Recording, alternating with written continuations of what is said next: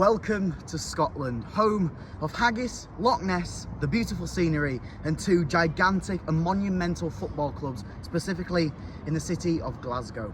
Today we are in the blue part of Glasgow, Rangers FC, Ibrox Stadium, a club full of fantastic players, memorable moments, and of course so many trophies that lay behind these walls. Today we get to explore this stadium and see what it's truly like to be a Rangers player and part of this incredible club. 2 years ago, me and my family came to Ibrox to do a stadium tour. 2 years on, we're doing it again, and we'll have to see what has changed since that 2021 to 22 season. Hopefully we're in for an enjoyable afternoon, and hopefully we can see a little bit of behind the scenes on things you may not see on a typical match day. But before we get into the actual stadium tour, here's a little bit more information about the history of this monumental football club.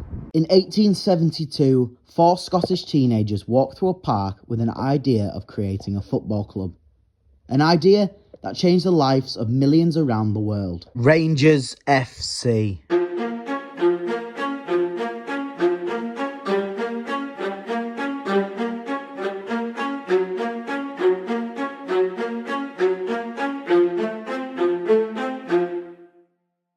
"55 league titles, 34 Scottish Cup victories and 1 UEFA Cup trophy. The most trophies in Scotland, the most Old Firm derbies, and let's not forget a packed out Ibrox Stadium singing at the top of their lungs every single week. A club that does so much for their fans, a set of fans who would do anything for their club. Today we get to see why this team and why these fans are so special to many. So let us begin our stadium tour vlog of Ibrox. Now usually you start in the stadium, but at Ibrox we start in the club shop where we could take a look at the new home shirt, away shirt and third shirt for this upcoming season. After our brief stop in the club shop, we received our hand stamp, ready for the museum, and then exited the shop ready for our tour of the stadium.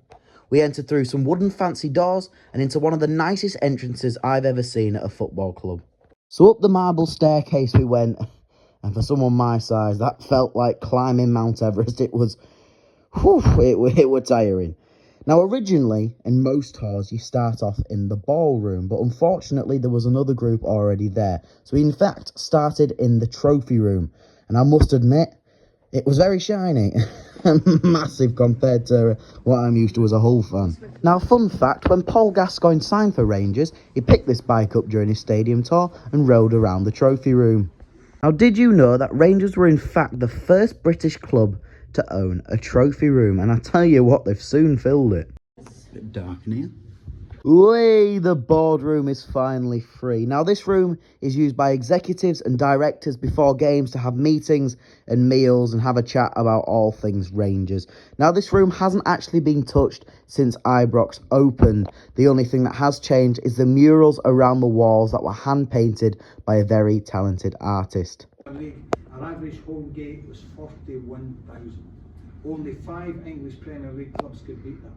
After our trip to the boardrooms, we took the short and sweet trip to the manager's office. Now, I'll be honest, it's not used as much as it was. The manager used to do all the work before and after games there, where the players were signed, but nowadays it's just used for stadium tours and for when the managers first take their picture when signing for Rangers. Now, the next thing in the tour is my preferable favourite part, and that is seeing the pitch for the first ever time. Well, my second ever time. First time today.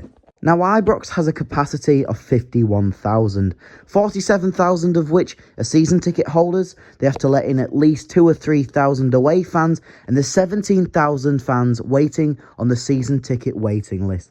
Now, the chances of getting tickets, I'd probably say, are harder than getting tickets to the Champions League final. Left-hand corner. The seat on the second row at the end is always left free in case the Rangers manager gets sent to the stand. Now, I'll tell you something, I must have lost at least 10 or 15 kilograms just from walking up and down these stairs. I'm out of breath still. On to the changing rooms now, and for the first time in a couple of stadium tour vlogs, we actually get to see the away dressing room. Now, in a lot of Premier League teams, they like to make the away dressing room as horrible as possible. But for Rangers, there's actually only one difference between home and away. It's very strange, it's the peg sizes for the kits. Although there isn't too much difference in terms of the dressing room, I can guarantee you that Rangers do have a more scenic route to the pitch. Now, I don't really need to water for the next part. You could probably guess what was coming next. The home changing room. Now, it is quite old-fashioned, but it also does have a little bit of a modern twang to it. Bowler hats. That's what they do, the bowler hats. Yeah, so Rangers players have 2 pegs to put their bowler hat on. Used to have you might all remember if you've seen a picture of the Queen, along with her coronation robes. That was brought in '86. There was some dispute about who brought it and who put it up. I think they're both right. I think Soonest brought it. It's gutting that. We came here to see Todd Cantwell's shirt. It's not there. Apparently it was taken away 2 days ago and it's a little bit strange. He won't be moving because he's just joined, but it's the only shirt missing. Yeah, very odd that. I still don't really know why it wasn't there, but hey ho. On to the tunnel next, and wow, what a modernised tunnel that is. It looks like you've just walked into a strobe party. I mean, the LED lights, imagine that on a match day with 55,000 fans singing. I would have goosebumps, I really would.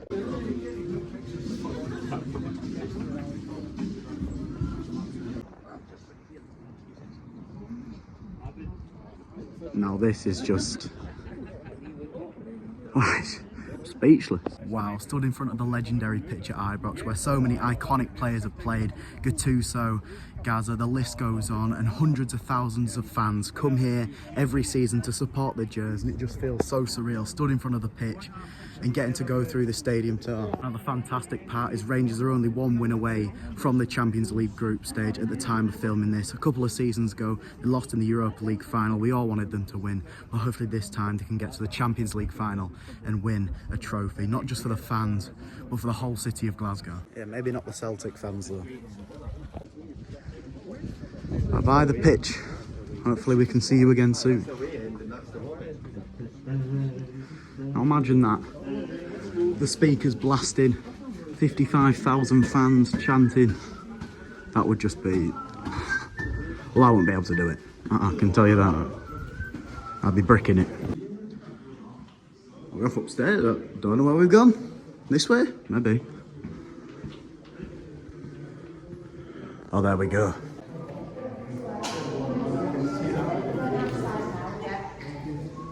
Thank you. Cheers, Leonard. That was fantastic. Thank you. And that is the end of the Ibrox tour. Honestly, up there with some of the best I've ever done. It really is. Well, it was a little bit rushed due to starting late. Still got the feel of the atmosphere, what it's part of this club. Well, that is it for the Ibrox Stadium tour then. We do have the museum in a couple of minutes, so I'll show you a few bits and bobs from that. But a very, very excellent stadium tour. You can see how much the club does for the fans and how much the fans mean to the club, how loyal they are. And you could just tell, even without the fans being inside the stadium, what it would be like when there's 55,000 fans cheering, and especially in that derby against Celtic. That would be absolutely rocking. How do we do this? I don't know. No, I don't have stamp 1. How do I do stamp 1? We don't do stamp 1. I'd just like to compare the first Rangers kit in 1875 to what they wear nowadays. In 1875, they had these. I mean, that must hurt on your feet. They had the socks, they wore trousers, long sleeve, buttoned up pyjama-like t-shirt, and then you compare it to what it is now. Breathable fabric. I mean, they're like feathers on your feet. I must admit the playing conditions were a lot tougher in 1875. As a Hull fan, this is the closest I will get to a European trophy, probably in my lifetime. Let's see what this is all about. One player. Unless Mother wants to go. Do you want to go, Mum? Okay. Amateur, professional. But we'll go for... Oh, I don't know. We'll go professional, see what that's about. I don't actually know what we're doing. Using only your feet. Move the ball between... Oh, no. Cardio. Right, let's go. What are we doing? Play it on a disc. Oh, this is going to be a challenge, this. Right, which one are we going for? Right, here we go. Oh, here we go. Get ready. I am ready. 4, 3, 2, 1. What's going on? Blooming heck. I'm all over the place here. Oh, way up. photos with the players. If I turn this corner, am I going to see Todd Cantwell stood there? I don't. Let's have a look at this. Which player? There we go, Todd. There he is. Oh, wait, have I done there? Now then, select 3. Who should we go for? We'll go for James Tavernier, and we'll go for Brogan here. Right, let's take a photo. Well, that's me. Woohoo. Nice photo. Look a bit shiny, I do. That might be the sweat. It's quite warm. Ultimate Rangers quiz. Let's give this a go.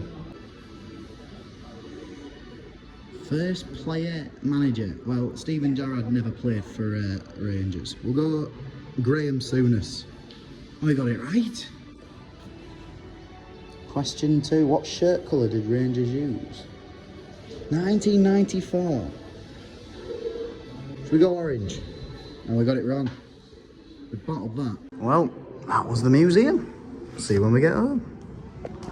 Well, ladies and gentlemen, we're back at the hotel now following a fantastic museum and stadium tour at the Ibrox Stadium. Rangers are such a fantastic club. It's heartwarming to see how tight-knitted the club are to the fans and how loyal the fans are to the club. The stadium was just fantastic. It's very old-fashioned because they've kept a lot of the things that were there when it first opened, which gives it a sort of a sense of being at home for the fans. As well as a museum, I've never seen that much silverware, and as a Hull fan, we hardly win anything. But we're on the up. Now, the stadium tours come about £25 for adults and £13.50 for children. I'm not going to say it's reasonably priced because I definitely think it's on the expensive side, but I do think that it's worth the money. Now, you get an hour and a half guided tour with an experienced Rangers fan who goes in depth and talks about the behind the scenes in every room we went to. It was fantastic hearing some of the interesting stories about Paul Gascoigne doing random things around the stadium. But you also got to go around the museum and you could spend as long as you want in there. We spent about 40 minutes, but that's because we needed to go somewhere on the evening time. But you can definitely make a day out of it. It's handy, there's food, drink there, and it is a very good day out. Now, we've just spent the last week in Scotland, specifically in Aviemore, with a lovely view of the Cairngorm Mountains, getting to swim in Loch Ness, petting reindeers. It's just been a fantastic week. And to finish it off in Glasgow and at Rangers Stadium was just something you dream of. If you are a Rangers fan, I really hope you do well this season. I genuinely think that you could get far in the Champions League because you've got that motivation. You may not have the best team in terms of the quality of the players, but you do have the fan base and the sort of loyalty in the players to get far, and I really hope you do. I think definitely another league title is on the cards this year. Thank you all so much for watching this video. If you have enjoyed, please like, subscribe and turn on notifications. That would really mean so much. It's been a fantastic week, and I hope you all have a fantastic rest of your week. See you soon. I was going to say up the Tigers, but this is a stadium tour video. Just say, Mom the Jers.